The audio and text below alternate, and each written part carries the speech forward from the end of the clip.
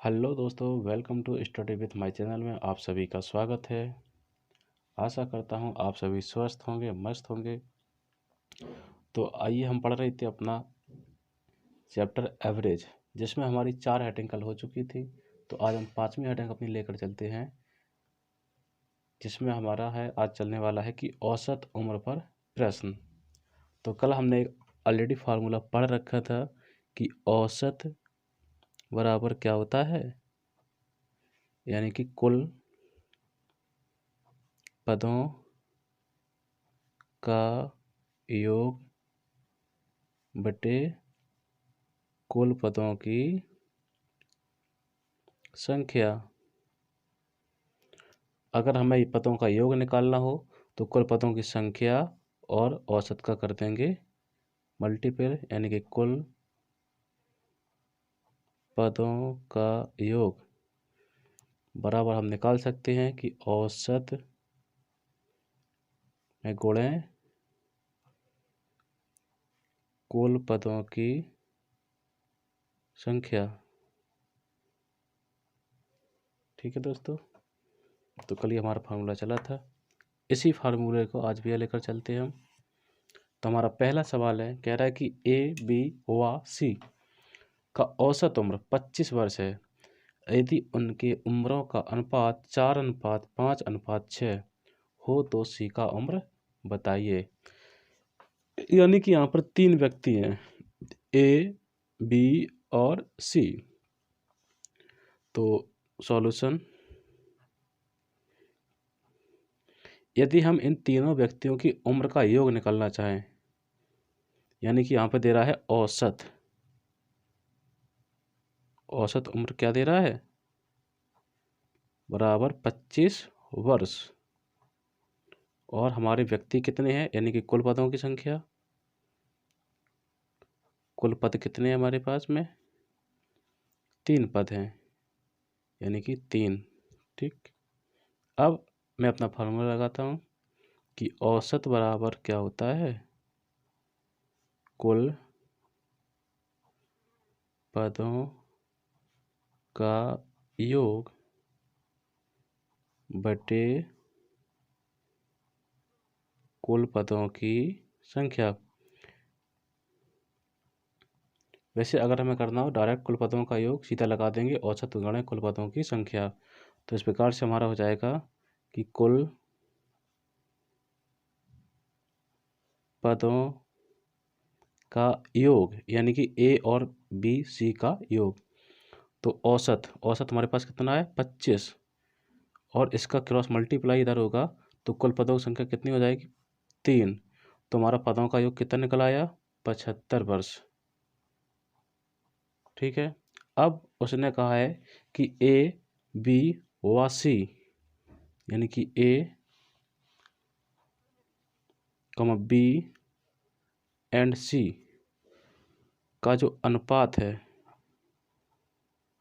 मैं एक चीज़ आपको प्रेफर करना चाहूँगा कि कभी भी अगर आपको अनुपात में चीज़ दे तो आप सबसे पहले उनका क्या निकाल लेंगे, अनुपाती योग, यानी कि x मान करके।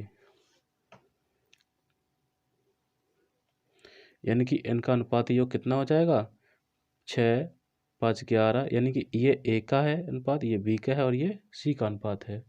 तो 6, 5, 11, 4, 15, यानी कि कुल अनुपाती योग कितना आ गया, 15। अब हमसे पूछा है सी का उम्र। तो जब कभी भी इस प्रकार से ऐसे सवाल पूछता है कि सी का उम्र, तो सी का उम्र जो अनुपात में दिया गया है उसे बटे कुल पदों का योग, यानी कि कुल अनुपाती योग 15 और गुणे कुल पदों का सी का उम्र कितना है, यानी कि सबकी उम्र है भाई सी की उम्र, यानी कि 75। तो इस प्रकार से 15 पंचे 75 और 6 पंचे 30, यानी कि 6 गुणे 5, यानी कि 30 वर्ष। ठीक है दोस्तों, आगे मैं इसी को एक तरीके से और लगाता हूँ कि यहीं से ले लीजिएगा।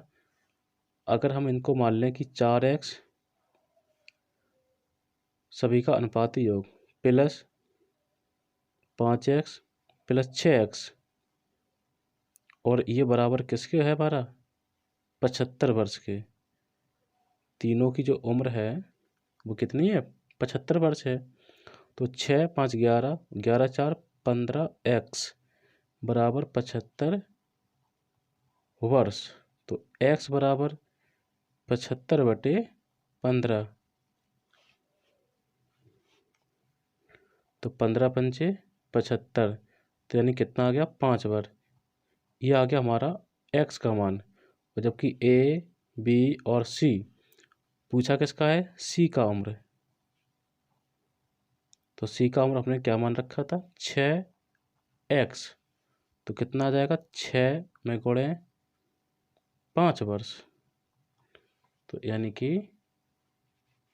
30 वर्ष। 6 पंचे 30 वर्ष। आशा करता हूँ समझ में आ गया होगा। देखिए दोस्तों, हमारा अगला सवाल है, किसी परिवार में 6 पुत्रों का औसत उम्र 8 वर्ष है। जब इनके माता और पिता के भी उम्र शामिल कर लिए जाते हैं तो पूरे परिवार की औसत उम्र 18 वर्ष हो जाती है। यदि इनके पिता की उम्र माता की उम्र से 4 वर्ष अधिक है तो इनके पिता की उम्र बताइए। देखिए, कह रहा है कि किसी परिवार में 6 पुत्रों का औसत उम्र कितना है? 8 वर्ष। अगर हम यहाँ से 6 पुत्रों की औसत उम्र का योग निकालें तो क्या हो जाएगा? औसत में गुणे पुत्रों की संख्या, यानी कि 8 6 48। तो लिखिए कि 6 पुत्रों की औसत उम्र का योग। तो एक बराबर क्या होता है? औसत गुणे कुल पदों की संख्या। तो औसत हमें दिया गया है, संख्या कितनी है? 6। तो यानी कि 8 6 48 वर्ष। अब आगे आपसे कह रहा है कि जब इनके माता और पिता की उम्र भी शामिल कर लिए जाते हैं तो यानी कि 6 पुत्र तो जो हो गए, प्लस माता की उम्र और प्लस पिता की उम्र, इनको भी शामिल कर लिया जाता है, तब औसत उम्र कितनी हो जाती है? 18 वर्ष। यानी कि अब देखिए कितने लोग हो गए? 6 पुत्र, एक माता और एक पिता। तो यानी कि 6 और एक 7 और एक 8, यानी कि अब यहाँ पे 8 लोग हो गए। तो पदों की संख्या क्या हो गई? 8। यानी कि औसत उम्र 18 में गुणे 8, और 18 अट्ठे 144 वर्ष। अब आगे देखिए, यानी कि 6 पुत्र प्लस माता और पिता। अब अगर हम देखना चाहें कि माता और पिता की और उम्र निकालें सिर्फ, तो यहाँ पे देखो, ये मैंने योग निकाल लिया है, ठीक है। यानी कि 6 पुत्र प्लस माता पिता का योग, ठीक। अब यहाँ से देखो 6 पुत्र, यानी कि 6 पुत्रों की औसत उम्र का योग कितना है? 48 वर्ष। तो यहाँ हम लिख देंगे 48 वर्ष। एक हमारी जो इक्वेशन बन रही है, प्लस माता और पिता, ठीक, बराबर 144 वर्ष। अब 48 वर्ष और 144 वर्ष, 48 को हम उधर ट्रांसफर करेंगे तो हमारा हो जाएगा, यानी कि माता धन पिता बराबर 144 माइनस 48 वर्ष। तो ये कितना हो जाएगा हमारा?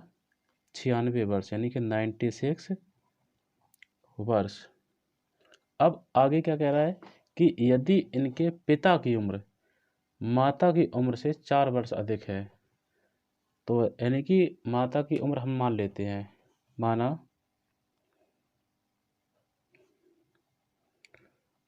माता की उम्र कितनी मान लें? x। तो पिता की उम्र कितनी हो जाएगी, यानी कि माता की उम्र से पिता की उम्र कितनी है, 4 वर्ष अधिक है, तो x प्लस 4। ठीक, अब ये माता हो गई और ये पिता हो गए, तो यानी कि इक्वेशन नंबर फर्स्ट ये की। ठीक है, तो यहाँ पे हम सीधा डायरेक्ट लिख रहे हैं कि माता, तो यानी कि x और पिता की उम्र x प्लस 4 और बराबर किसके है 96, यानी कि 96 वर्ष। अब x ब्रैकेट ओपन करिए प्लस x प्लस 4 बराबर 96 वर्ष। ठीक, अब x और x वेरिएबल वैल्यू है, तो कितना हो जाएगा 2x, और ये 4 और 4 हमारा कांस्टेंट है, इसलिए इसका हम लोग करा देंगे पक्षांतर। तो 96 माइनस 4 और वर्ष, तो ये 2x बराबर क्या निकल आएगा 92। तो x बराबर क्या हो जाएगा हमारा, ये 2 हमारा मल्टीपल में, तो ये पहुंच जाएगा डिवाइड में, तो 92/2 वर्ष, तो 2 4 जा 8, 2 6 जा 12, यानी कि x बराबर 46 वर्ष। अभी हमें ओनली निकाला x का मान, लेकिन हमसे पूछा क्या है, हमसे पूछा गया है क्या कि तो इनके पिता की उम्र बताइए। अब पिता की उम्र, मैंने पिता की उम्र क्या मानी है x प्लस 4। ठीक है, ये x प्लस 4, तो यानी कि पिता की उम्र क्या मानी थी x प्लस 4, तो x का मान 46 प्लस 4, तो पिता की उम्र आ जाएगी कितनी 50 वर्ष। यही आ गई हमारे पिता की उम्र, और यही हमसे सवाल में पूछा भी था।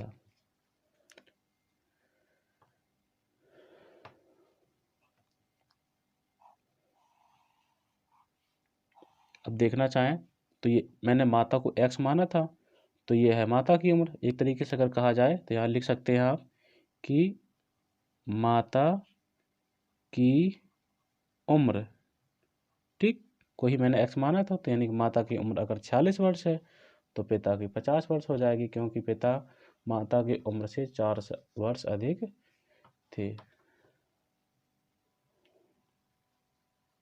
आइए हम चलते हैं अपने अगले क्वेश्चन की ओर। कह रहा है कि एक परिवार में दादा दादी की औसत उम्र कितनी है 65 वर्ष, माता पिता की 42 वर्ष, 3 पोते पोतियों की औसत उम्र 15 वर्ष है, तो परिवार के सभी सदस्यों का औसत उम्र पूछा गया है। यहाँ से देखिए हम सबसे पहले निकाल लेते हैं दादा दादी की औसत उम्र का योग, यानी कि दादा प्लस दादी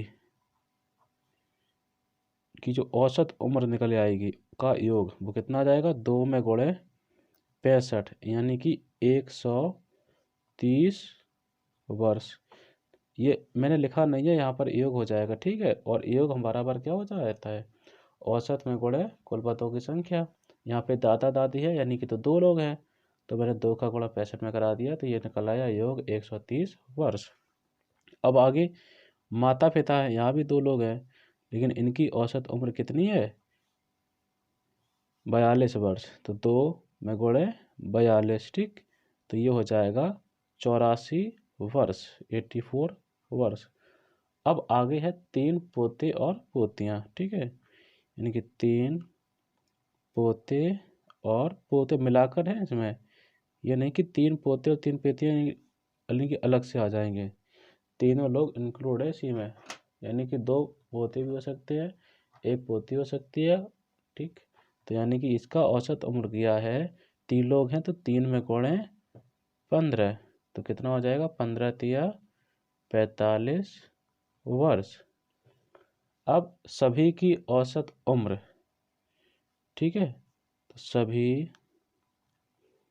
की औसत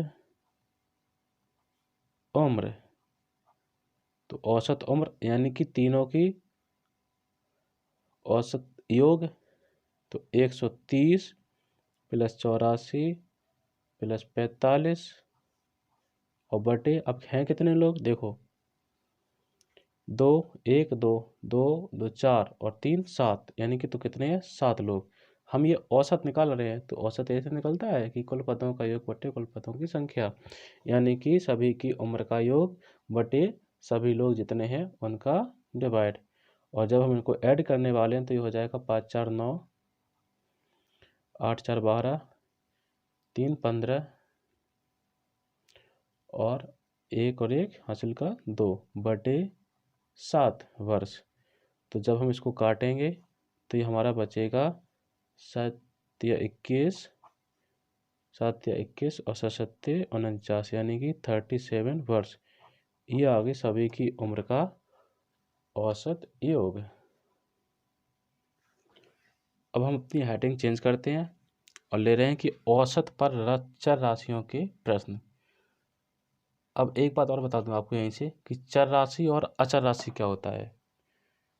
चर राशि वो होती हैं जो अल्फ़ाबेटिकल वर्ड होते हैं, यानी कि ABCD, जैसे ABCDEFG dot dot dot dot XYZ, ये होती है हमारी चर राशियाँ। इन्हें इंग्लिश में कहते हैं वेरिएबल टर्म।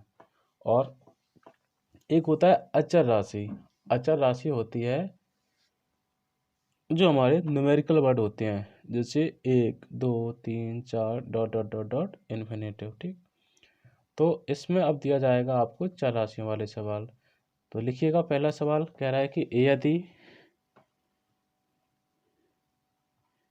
यदि 25A प्लस 25B बराबर 675 हो तो A व B का औसत बताइए। ठीक, ये हमारा सवाल है।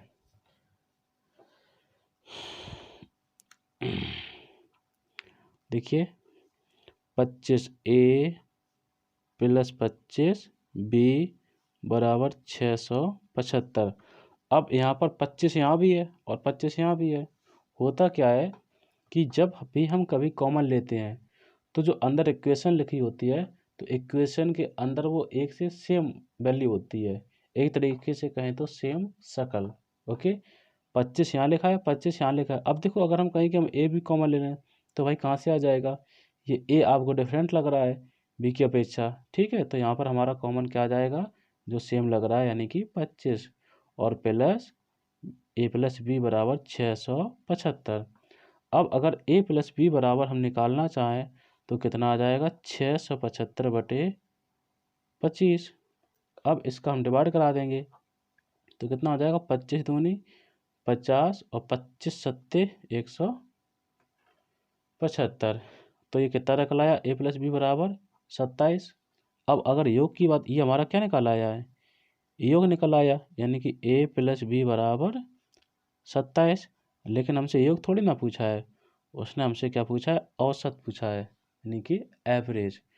तो औसत बराबर क्या होता है, फार्मूला मैंने आपको ऑलरेडी बता रखा है कि औसत बराबर होता है योग बटे, यानी कि पदों की संख्या, यानी कि 2। पद कितने हैं, 2 ही तो है, यानी कि लिख दो यहाँ पे पदों की संख्या। तो योग कितना हमारा निकला था, यानी कि 27, और पद कितने हैं, 2। तो जब 2 का हम इसमें डिवाइड कराएंगे तो ये हमारा कितना आ जाएगा, 2 एकम 2, 2 तिया 6, 2 पंचे 10। तो यही हमारा आ जाएगा आंसर, यानी कि ए और बी का औसत आ जाएगा 13.5। आइए दोस्तों देखते हैं अपना अगला सवाल। तो अगला सवाल नोट करिए। आप लोग जब मैं पढ़ाया करूँ तो कॉपी पेन लेकर बैठा करिए, और मैं बिल्कुल आपको स्टडी क्रम से ही, क्रम बाई क्रम पढ़ाऊँगा गणित। जैसे ही ये एवरेज चैप्टर हमारा ख़त्म होगा औसत वाला, वैसे ही हम कुछ क्वेश्चंस लेकर आएंगे। फिर रिवीजन चलेगा, कम से कम 2 से 3 दिन तक हमारा रिवीजन चलेगा। मैं प्रश्न लेकर आऊँगा, सॉल्व करवाऊँगा, आप भी करना साथ में कॉपी पेन लेकर बैठने। तो अगर कोई सवाल में प्रॉब्लम हो तो आप कमेंट बॉक्स में लिखकर ज़रूर भेज दिया करें, तो ताकि मैं जब भी कोई अपना नेक्स्ट वीडियो डालूँ तो उसमें आपके कमेंट का अच्छे से रिप्लाई कर सकूँ। तो ठीक है भाई, ये तो हमारी है आगे की स्ट्रेटजी। अभी चलिएगा हम अपना पहले एवरेज चैप्टर पूरा ख़त्म तो कर लें। अभी इस चैप्टर को ख़त्म करने में ऐसे ही लग जाएगा 2 से 3 दिन, ज़्यादा नहीं लगेगा। ठीक है, 2 से 3 दिन लगेगा और वैसे ही मैं करवाऊँगा अपना एक्सरसाइजेस। तो चलिए थोड़ा सा सवाल और है, अगला सवाल लिखिएगा कि कह रहा है कि ए कॉमा बी एंड सी का औसत कितना है, एम है। ए बी व सी का औसत एम है। तो यदि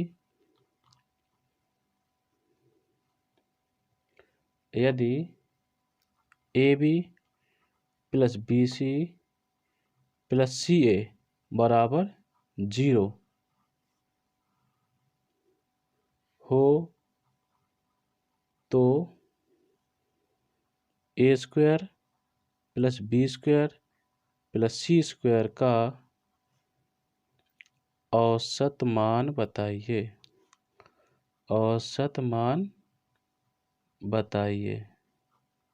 ठीक, देखिए दोस्तों, यहाँ पर 3 लोग हैं, यानी कि ए कमा बी एंड सी। तो अगर हम तीनों का औसत योग निकाल लें, यानी कि ए बी सी का योग, तो योग कितना हो जाएगा, 3 लोग हैं तो 3 में गुणे, अब जिनका औसत दिया है एम दिया है तो 3 में गुणे एम, तो यानी कि 3 एम। अब हम क्या करने वाले हैं, यानी कि एक तरीके से लिखना चाहें तो ए प्लस बी और प्लस सी, ये निकला हमारा। ठीक, इक्वेशन नंबर इसे हम डाल देंगे फर्स्ट। अब यहाँ लिखिए कि समीकरण एक का दोनों पक्षों में, यानी कि दोनों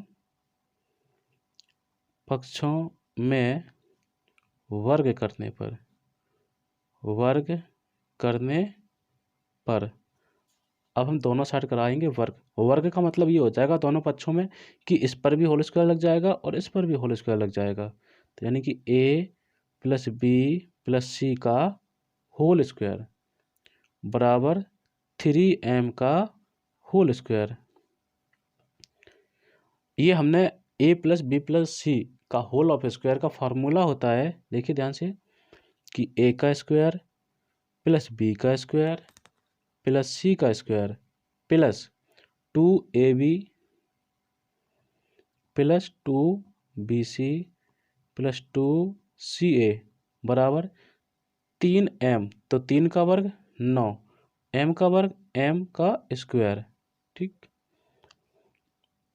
अब A square plus B square plus C square. अब यहाँ देखो इतने टर्म में यहाँ पे हमारा क्या कॉमन आ रहा है, 2।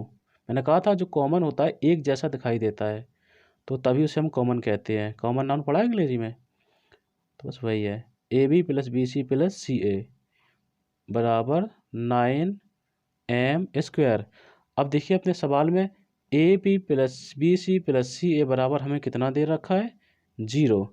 तो यानी कि A square plus B square plus C square और प्लस यहाँ से हम रख देंगे इसका A B plus B C plus C A की वैल्यू क्या है, 0 बराबर 9m स्क्वायर। अब ये हमारा पूरा क्या हो जाएगा, 0 हो जाएगा। तो यानी कि इसको हटा देंगे फिर, तो A square plus B square और प्लस सी स्क्वायर बराबर हमारा कितना निकल आया, 9m का स्क्वायर। लेकिन हमसे यहीं तक नहीं पूछा है, उसने ये तो हमने निकाल लिया है योग, वर्ग का योग, लेकिन उसने हमसे पूछा क्या है, उसने हमसे पूछा है कि औसत बताइए।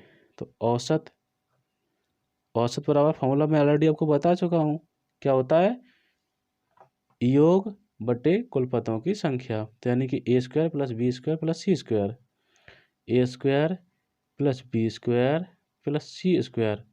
कितने लोग हैं, 3 लोग, तो 3 का डिवाइड। अब यहाँ से देखो हमने A square plus B square plus C square का वैल्यू क्या निकाल रखा है, 9m का होल स्क्वायर डिविजिबल बाई 3 और 3 3 जा 9। तो इस तरीके से हमारा औसत कितना निकल आया, 3m का स्क्वायर, और यही हमारी लास्ट वैल्यू है।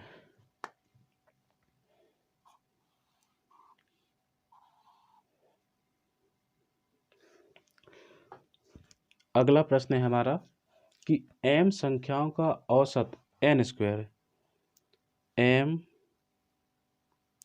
संख्याओं का औसत, m संख्याओं का औसत क्या है, n स्क्वायर, तथा n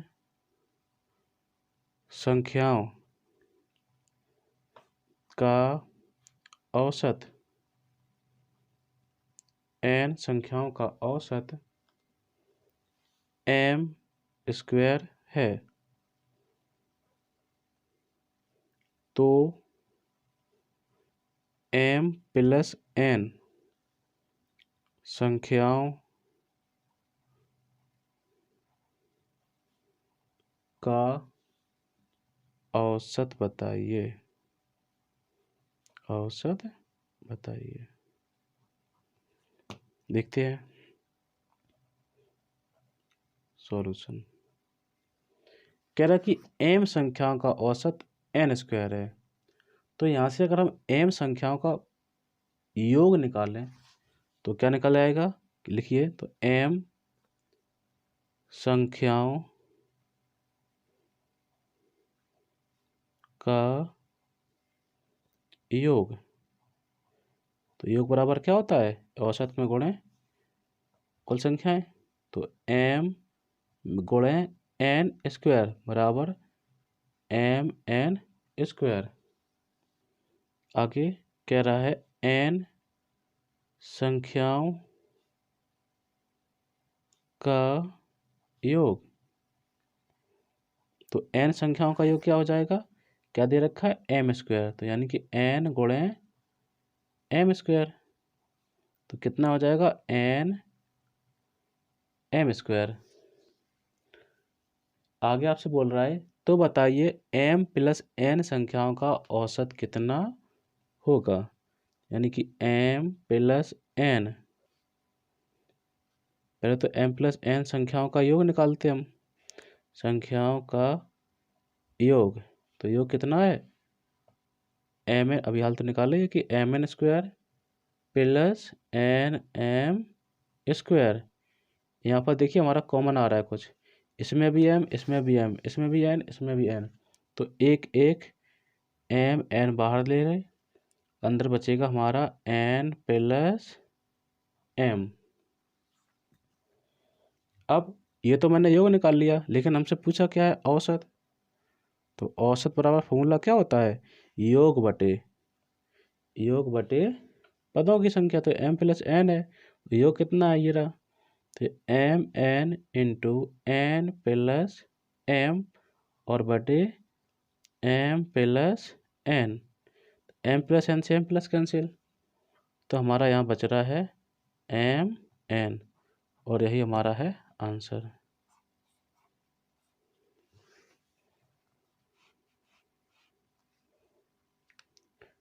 सॉरी मैं ऊपर पढ़ाना भूल गया, ठीक है। अब अगली हेडिंग हम अपनी चेंज करते हैं, और अगली हेडिंग है हमारी कि गलत पाठ्यांक पर आधारित प्रश्न बहुत पूछा जाता है कॉम्पिटिटिव एग्जाम में। ठीक है, जरा इसको ध्यान से देखिएगा। मैं पहला सवाल ले रहा हूं कि एक छात्र, जब मैं क्वेश्चन नोट करा करूं तो आप भी अपनी कॉपी पेन लेकर के क्वेश्चन को नोट किया करिए और उसको लगाइए सही से, कि एक छात्र के 5 विषयों, एक छात्र के 5 विषयों का औसत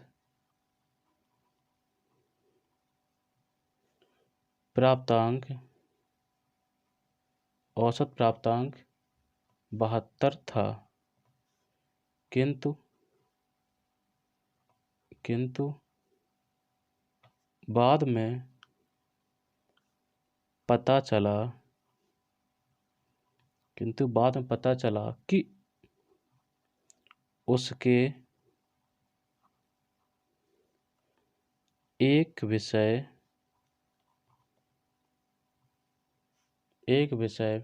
में प्राप्त अंक 48 के स्थान पर गलती से 84 लिख दिया गया। 84 लिख दिया गया या दे दिया गया। यदि अंक सही रखे जाते तो सही औसत क्या होगा? देखिए ध्यान से, ऐसे प्रश्नों में हम क्या करने वाले हैं, जो नंबर 48 के स्थान पर 84 रखे गए हैं, तो सबसे पहले तो हम ये पता लगाएंगे कि हमारे कितने नंबर एक्स्ट्रा रख दिए गए हैं। यानी कि 48 के स्थान पर कितने रखे गए हैं? 84। तो अगर हम देखना चाहें यहाँ पर कितने का अंतर मिल रहा है हमें, यानी कि कितने नंबर ज़्यादा लिखे गए हैं?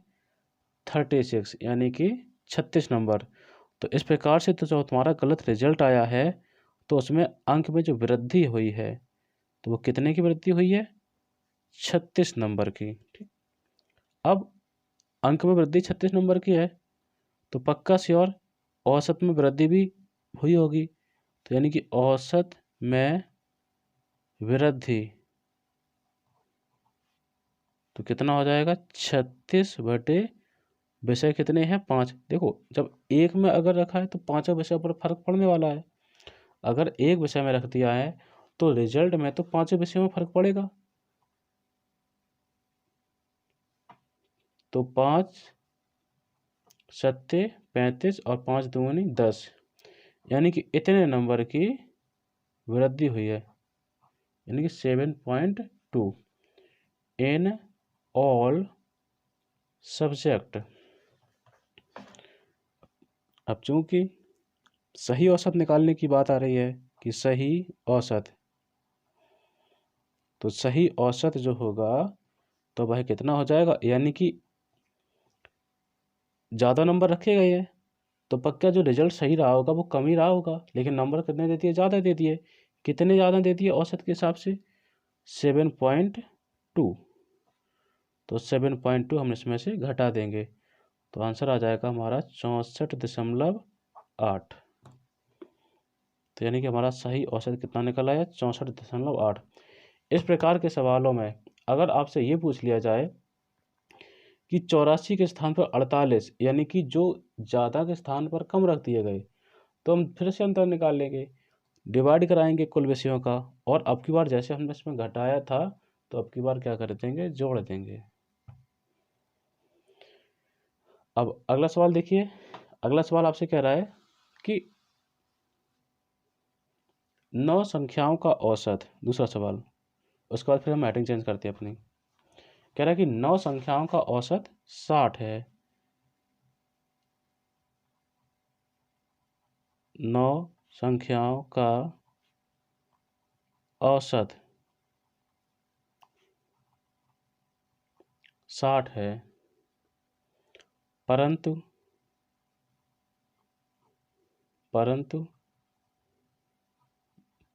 बाद में पता चला कि दो संख्याएं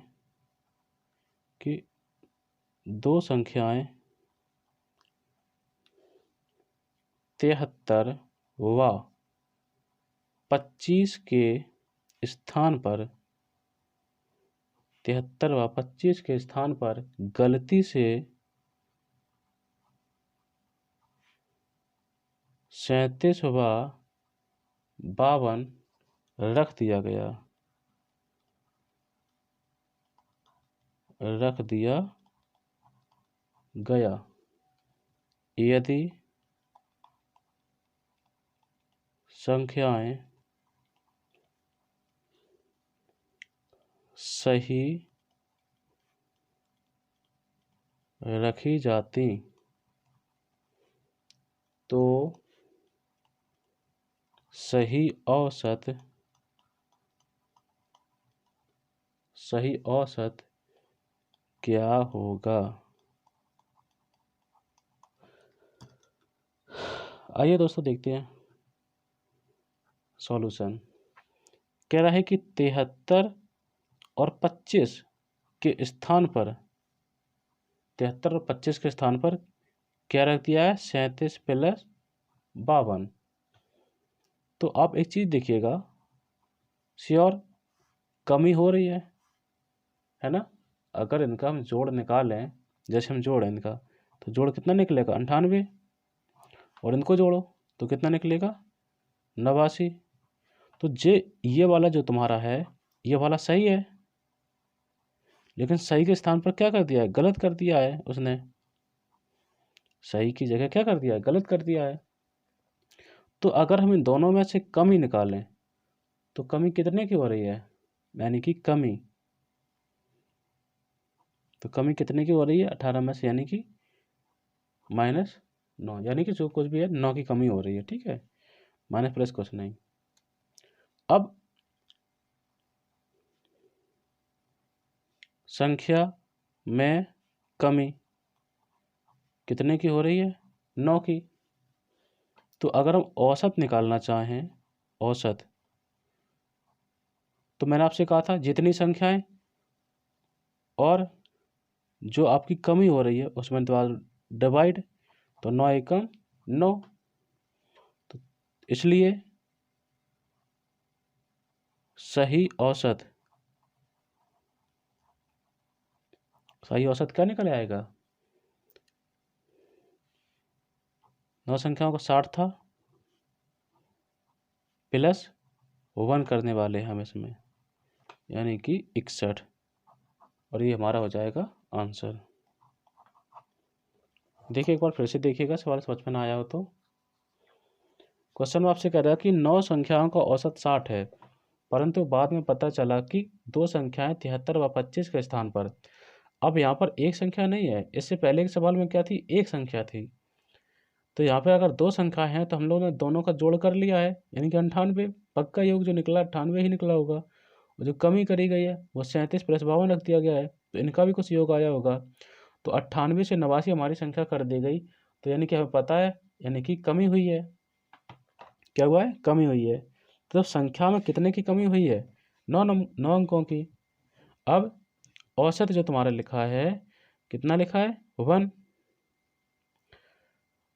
यानी कि जो संख्या में कमी है, और 9 संख्याएं थी हमारी, तो 9 एकम 9, यानी कि एक हमारा आ गया औसत। और हमारा जो सही औसत था, यानी कि जो औसत हमारा जो निकला होगा उसमें एक कम लिखा गया है, वो गलती से। तो वही हम लोग कम वाला इसमें क्या कर देंगे, ऐड कर देंगे, यानी कि 61 अब हमारा बिल्कुल सही है। देखिए अब हम अपनी हेडिंग चेंज करते हैं, और लिखा है कि जब समूह में किसी एक व्यक्ति के स्थान पर किसी अन्य व्यक्ति को शामिल कर लिया जाए, यानी कि इसमें व्यक्ति नहीं बदलेंगे, बस व्यक्ति तो नहीं रहेंगे, बस उसके स्थान पर दूसरा व्यक्ति आ गया, तो यानी कि जरूर इसके भार में या तो कुछ कमी होगी या कुछ भार में वृद्धि होगी, जो कुछ भी कहा जाए। ठीक, तो एक क्वेश्चन, पहला क्वेश्चन लिखिएगा। कह रहा है 10 व्यक्तियों के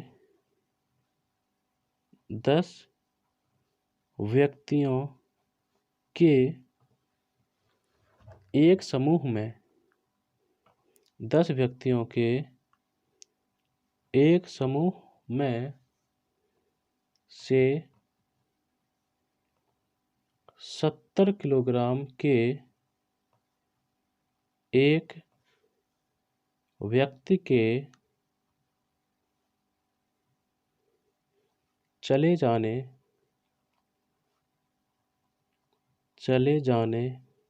और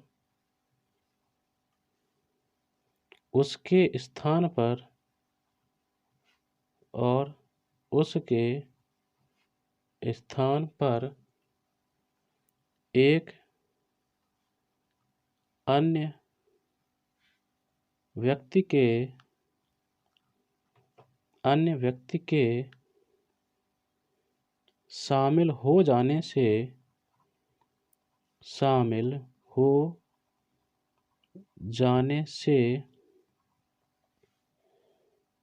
कुल औसत भार में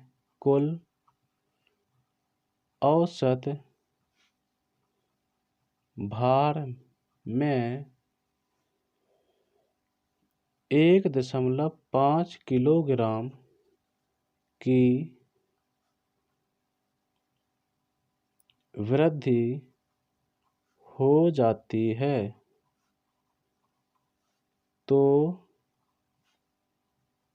नए व्यक्ति का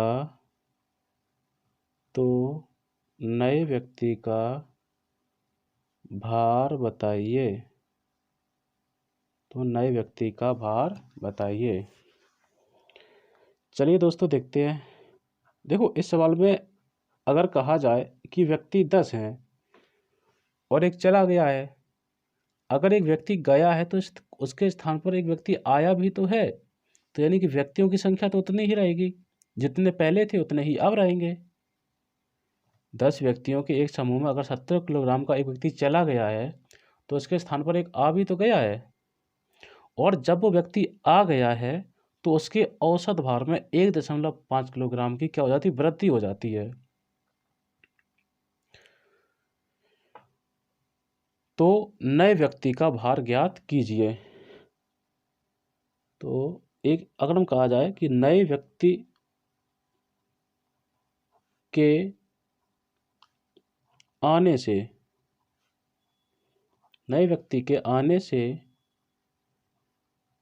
भार में कुल वृद्धि कितनी होगी, 1.5 किलोग्राम। व्यक्ति तो उतने ही है 10, तो गुणा करा देंगे, ये हमारा आ जाएगा 15 किलोग्राम। अब एक व्यक्ति गया था तो जो नए व्यक्ति का भार हो जाएगा, यानी कि नए व्यक्ति का भार 70 किलोग्राम का गया था, अगर हम 70 किलोग्राम में ही 15 किलोग्राम जोड़ दें तो कितना हो जाएगा, 85 किलोग्राम। यानी कि नए व्यक्ति का जो भार होगा वो 85 किलोग्राम है। नए व्यक्ति का भार बराबर 70 ऑलरेडी जो था उसमें 15 किलोग्राम और बढ़ गया है, तो यानी कि 85 किलोग्राम। एक बार फिर से देखिएगा एक सवाल को।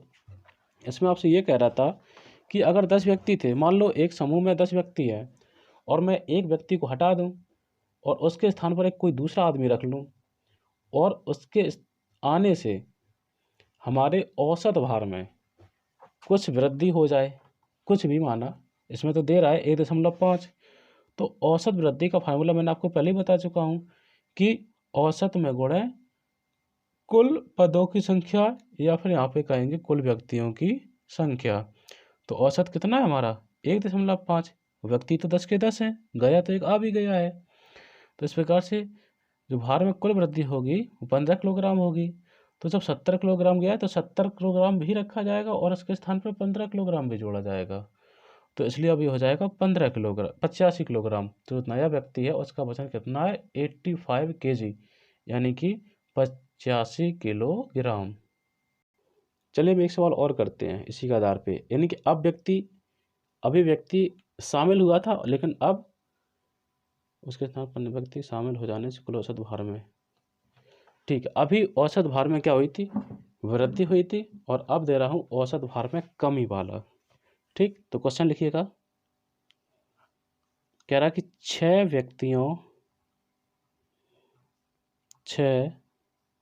व्यक्तियों के, आप ही कॉपी पेन लेकर बैठा करिए साथ में, मैं जब तक क्वेश्चन बोल रहा हूँ लिखिएगा आप भी। चलिए लिखिए जल्दी से। 6 व्यक्तियों के एक समूह में से 37 वर्ष के एक व्यक्ति 37 वर्ष के एक व्यक्ति के चले जाने से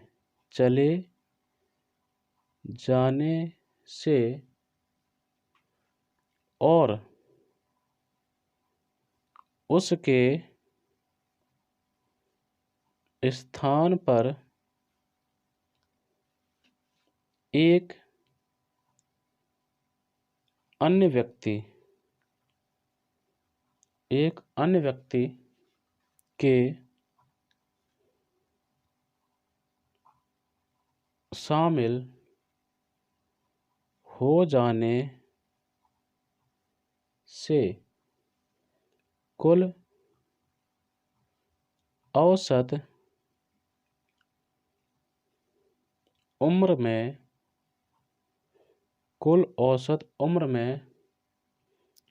2.5 वर्ष की कमी हो जाती है तो नए व्यक्ति का उम्र बताइए। ठीक, सेम ऊपर वाले एक सवाल की तरह है। सॉल्यूशन देखिए, नए व्यक्ति के आने से उम्र में कुल कमी, ये लिखिए। उसमें भी हमने लिखा था कुल वृद्धि, यानी कि नए व्यक्ति के आने से उम्र में कुल कमी कितनी है? 2.5 वर्ष। तो अगर हम इनका योग निकालना चाहें तो कितना निकल आएगा? 2.5। लोग तो 6 के 6 ही हैं, यानी कि 6। 25 छिक्का 150, यानी कि 15.0 वर्ष। दशमलव के बाद 0 का कोई मतलब नहीं होता है, ठीक है, उसका कोई अर्थ ही नहीं है। तो यानी कि 15 वर्ष। यानी कि जो नया व्यक्ति आया है उसके आने से इसमें 15 वर्ष की कमी हो गई है। तो जो एक व्यक्ति गया था उसकी उम्र क्या थी? 37 वर्ष, यानी कि 37 ईयर्स। 37 ईयर्स। तो इस प्रकार नए व्यक्ति के उम्र, तो 37 साल का आदमी गया है तो उसी की तो उम्र में से घटा देंगे तो ये आ जाएगा तो आपका 22 वर्ष। यानी कि जो नया व्यक्ति आया है वो कितने साल का है? 22 साल का, यानी कि 22 वर्ष का। अब आगे के जो क्वेश्चंस हैं वो मैं अपने नेक्स्ट वीडियो में लेकर आऊँगा। तब तक आप ये सवाल लगाते रहिए और कोशिश करिएगा आप एक किसी कॉम्पिटिटिव एग्ज़ाम की एक बुक परचेज कर लें मार्केट से। वैसे हालांकि बुक की ज़रूरत पड़ेगी नहीं, फिर भी एक्सरसाइज के लिए आप एक बुक परचेज मार्केट से कर लें। ये जैसे ही आपका एवरेज चैप्टर ख़त्म होता है वैसे ही मैं 2 से 3 दिन लगातार, यानी कि कंटिन्यू, मैं आपका एक्सरसाइजेज के सारे सवाल करवा दूंगा। जहां मुझे लगेगा कि ये आपका इम्पोर्टेंट है एग्ज़ाम के लिए, जहां से क्वेश्चन बनता है, मैं वो सारे आपके करा दूंगा। ठीक, आप कंटिन्यू वीडियो को देखते रहिएगा। हमारा इससे पहले पहला वीडियो अपलोड हुआ था, ठीक है, वहाँ से मैंने बिल्कुल शुरुआत करी थी। ये आज हमारा दूसरा वीडियो है और इसके जस्ट आफ्टर हमारा तीसरा वीडियो आएगा औसत का। आशा करता हूँ दोस्तों